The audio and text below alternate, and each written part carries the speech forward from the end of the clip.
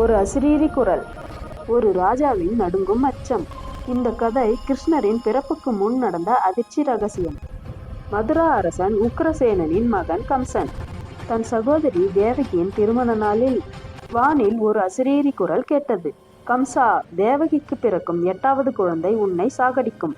இந்த வார்த்தை கேட்ட கம்சன் தேவகியை கொல்ல நினைத்தான். ஆனால் வாசுதேவர் பிறக்கும் குழந்தைகள் அனைத்தையும் உனக்கே கொடுக்கிறேன் என்று சத்தியம் செய்ததால் இருவரும் சிறையில் அடைக்கப்பட்டனர். தேவகியின் முதல் 7 குழந்தைகளையும் கம்சன் கொடூரமாக கொன்றான். 8வது குழந்தை பிறக்கும் சமயம் கோகுலத்தில் யசோதாவுக்கும் ஒரு பெண் குழந்தை பிறந்தது. ஆவணி மாதம் அஷ்டமி ராத்திரி கிருஷ்ணர் சிறையில் பிறந்தார். அப்போது மகாவிஷ்ணு வாசுதேவர் முன் தோன்றி, இந்த குழந்தையை கோகுலத்தில் யசோதா வீட்டில் வைத்துவிட்டு அந்த பெண் குழந்தையை இங்கு கொண்டு வா என்று ஆணையிட்டார்.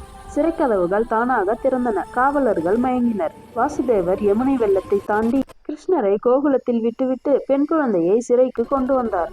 கம்சன் அந்த பெண் குழந்தையை பிடித்து கொல்ல முயன்றதும் அது வானில் எழுந்து, உன்னை சாகடிக்க பிறந்தவன் கோகுலத்தில் வளர்ந்து வருகிறான் என்று எச்சரித்து யோக மாயையாக மாறி மறைந்தது. அந்த நாள் முதல் கம்சன் அச்சத்தில் வாழ்க்கை நடத்த அவன் அனுப்பிய அனைத்து அசுரர்களையும் சிறு குழந்தையான கிருஷ்ணர் வதம் செய்தார்.